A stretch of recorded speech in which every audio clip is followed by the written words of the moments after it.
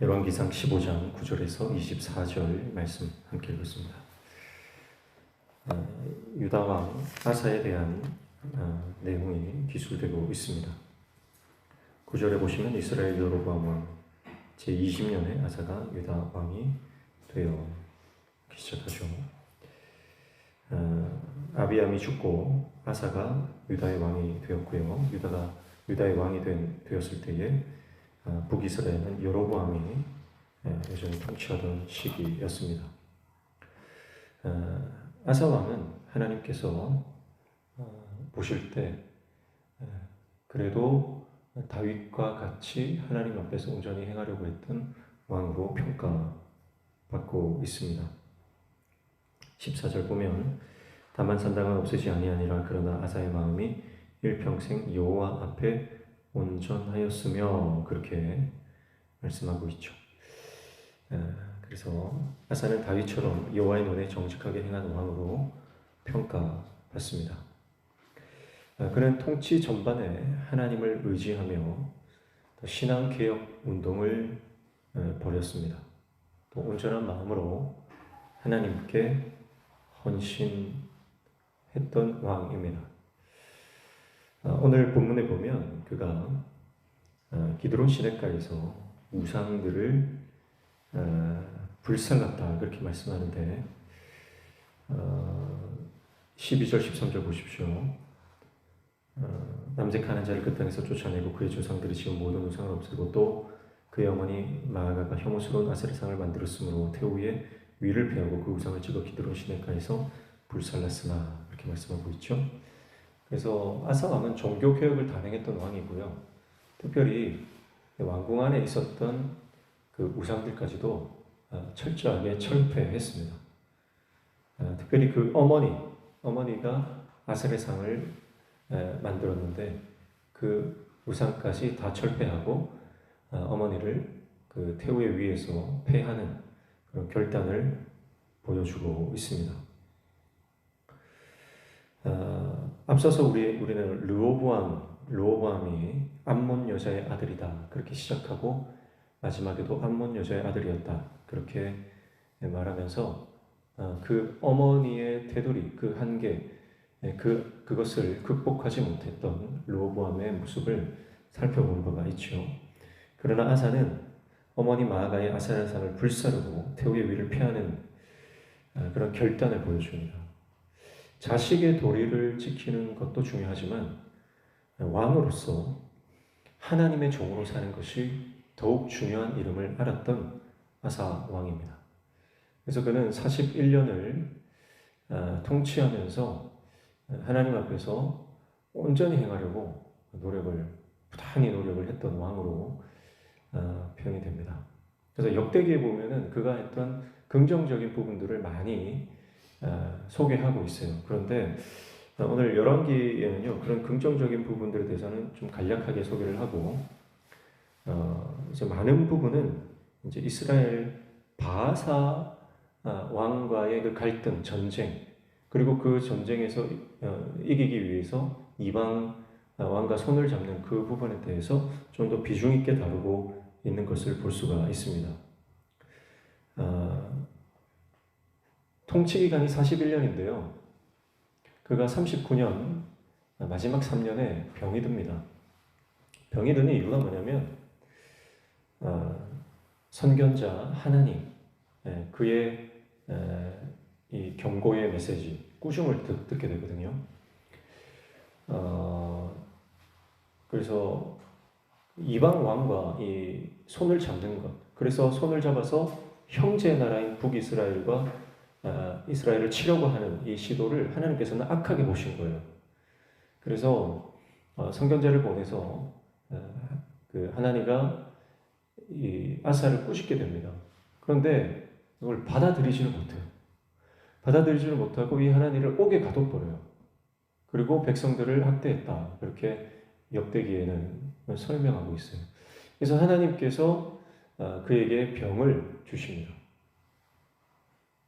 근데 마지막에 이 아사가 이 자기가 생긴 이 병 때문에 하나님 앞에 회개하기보다는 의원들을 찾다가 3년 동안 이 병 때문에 고생하다가 죽게 되거든요.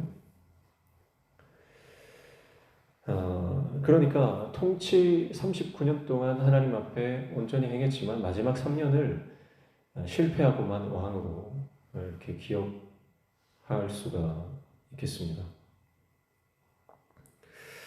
그럼에도 불구하고 이제 성경은 그를 선한 왕으로, 그를 다윗의 길을 갔던 왕으로 평가하는 거예요. 그래서 11절에 보시면 아사가 그의 조상 다윗같이 여호와 보시기에 정직하게 행했다, 그렇게 말씀하고 있습니다. 사랑하는 성도 여러분, 우리가 의롭게 인정받는 것, 그것이 우리가 완전해서 완벽해서 인정받는 것이 아니라 은혜입니다. 죄가 없는 게 아니라 죄 없는 것으로 여겨주시는 거예요. 덮어주시는 거예요. 그게 하나님 은혜입니다. 완벽한 사람은 아무도 없죠. 아사 왕도 마찬가지입니다. 그러나 우리는 하나님의 은혜를 깨닫는 반면에 마지막까지 하나님 앞에 온전히 행해야 하는, 그래서 언제든지 넘어지고 언제든지 그 마음을 세상에 빼앗길 수 있음을 우리는 경고의 메시지로 받아야 할 것입니다. 계속해서 하나님을 의지했던 왕입니다. 평화 시의 전쟁을 대비했고 온전히 하나님을 쫓았으며 그리고 전쟁이 일어났을 때도 하나님을 의지했습니다. 그런데 마지막 말년에 그는 잘못된 선택, 잘못된 일들을 하게 되는 것입니다. 그래서 섰을 때 넘어질까 조심하며 경계하며 끝까지 깨어있는 하나님의 종이 되어야 할 줄로 믿습니다. 우리가 계속 신앙생활을 하다 보면요, 우리가 인생을 계속 살다 보면은 내가 정말 하나님의 은혜 아니면 살 수 없다는 것을 알면서도요, 한 번씩 이 자기의 죄를 지적하고 그 하나님의 말씀으로 우리를 견책하실 때 그것을 받아들이지 못할 때가 있는 거예요. 왜냐하면 그것이 바로 지금 잘못된 선택에 대한 그 감정, 신앙이 아니라 말씀이 아니라 내 감정을 따라갈 때 그런 우를 범할 수 있다는 것입니다. 그래서 유다 왕 아사는 하나님의 사람을 옥에 가두고 회개하지 않았기 때문에 하나님께서는 그를 치셔서 병이 들어 죽게 하십니다. 이 아사라고 하는 이름의 뜻이 치료한다, 의원 이런 뜻이 있는데 그가 마지막에 병이 들어서 하나님 치셔서 죽었다라고 하는 것은 굉장히 또 우리에게 시사하는 바가 크다, 이렇게 볼 수가 있겠습니다. 사랑하는 성도 여러분, 오늘 저와 여러분이 충성하되 끝까지 충성하시기를 축복합니다. 그리고 우리가 실수할 때, 우리가 범죄할 때 하나님이 그것을 지적하실 때가 있어요. 근데 그것을 믿음으로 받아들이고 하나님 앞에 회개할 수 있는 하나님의 종 되시기를 축복합니다. 하나님의 성경자를 옥에 가두고 하나님의 말씀을 받아들이지 않았다는 것은 하나님께서 그것을 굉장히 악한 것으로 보는 거예요. 그래서 그를 병으로 치시는 거거든요. 어제도 말씀드렸지만 우리 인생에는요, 중요하지 않은데 중요한 것처럼 보이는 것들이 있다는 거예요. 속임수, 미끼. 영화의 용어로 하면 맥거핀이라고 하는 이제 우리 인생의 주의를 분산시키는 그런 요소들이 있습니다. 근데 반대로요, 정말 중요한데 중요하지 않은 것처럼 보이는 것도 있다는 거예요. 이스라엘을 잘 통치했습니다. 39년을 잘 통치했어요. 하나님의 인정을 받았습니다. 그러니까 한 사람 선지자가 와서 그가 잘못하고 있는 것에 대해서 지적할 때 그것이 대수롭지 않게 보였다, 그렇게 해석할 수 있겠죠. 그런데 그 선견자 하나님의 말은요, 하나님의 말씀이고 무엇보다 붙들어야 될 하나님의 말씀이었어요. 그 말씀을 순종해야 지금 나에게 들리는 말씀이 아프고 내 폐부를 찌르고 고통스럽지만 그 말씀에 순종해야 사는 거예요. 그런데 이 아사가 마지막에 그 하나님의 말씀을 대수롭지 않게 별것 아닌 것처럼 여겼기 때문에 거기에 인생의 마지막 패착이 있었다는 것입니다. 자충수를 둔 것이죠. 사랑하는 성도 여러분, 끝까지 하나님의 은혜가 크게 보이는 영적인 시야를 잃지 않으시기를 축복합니다. 눈이 어두워지지 않기를 축복합니다. 말년에도 영성을 끝까지 유지하는 하나님의 종 되시기를 축복합니다. 다윗이 범죄했지만 하나님의 사람 선지자 나단이 와서 질책할 때 다윗은 어떻게 합니까? 그 말씀이 자기 자신을 완전히 무너뜨리는, 자기의 교만을 완전히 붕괴시키는 그런 경험을 하는 거예요. 이 하나님 말씀 붙들지 않으면 내가 죽겠구나. 그게 다윗의 영성이거든요. 그런데 아사는 통치 말년에 그런 영성을 잃어버렸습니다.